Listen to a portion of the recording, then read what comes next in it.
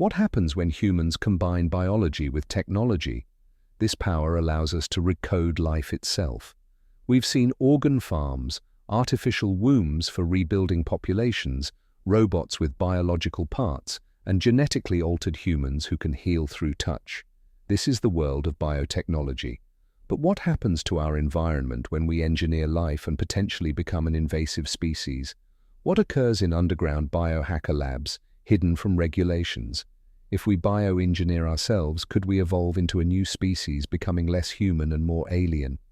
Humanity may shift from being observers of nature to its masters.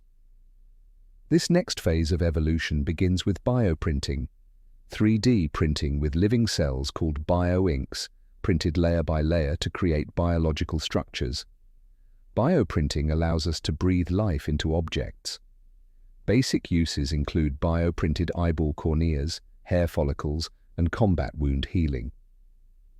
Looking to the future, advanced bioprinting may create 3D printed coral reefs to restore marine habitats, or small robotic space stations for bioprinting in microgravity.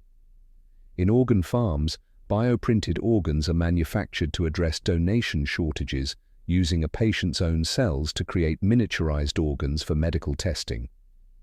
Bioprinted prosthetic limbs can integrate with the body, enhancing compatibility.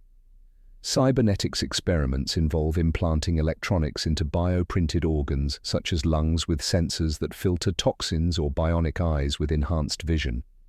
Patients with experimental bionic eyeballs report paranormal visions, raising questions about the implications of these technologies.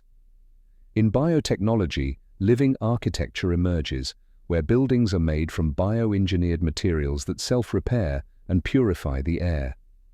These structures utilize natural principles, but concerns about forced obsolescence arise as companies manipulate materials to deteriorate after a set period.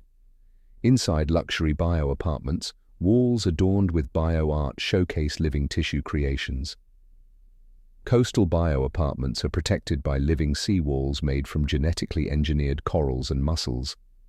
Bioluminescent plants and algae replace electric streetlights, but a sudden decay in these organisms in a small town leads to darkness, prompting investigations.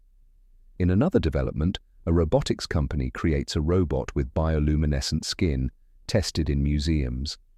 Underground biohackers experiment on their bodies, implanting microchips and creating biocomputers from living tissue. They build devices that disable safety features for extreme experiences and even use their DNA as storage mediums.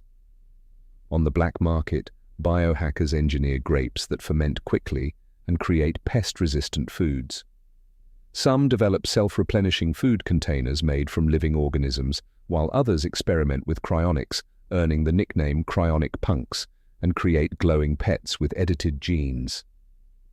In the real world, corporations push older bionic models into obsolescence, raising questions about ownership. Bioprinted limbs integrate with the nervous system, providing touch sensation. Militaries utilize bionic limbs to create super soldiers, and artificial womb technology offers hope for infertility. Wealthy individuals outsource childbirth to womb farms, and conspiracy theories arise about dictators using this technology for legacy.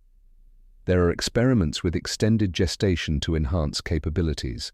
The next big industry may be in biohybrid robots, machines made with biological tissue for flexibility and efficiency.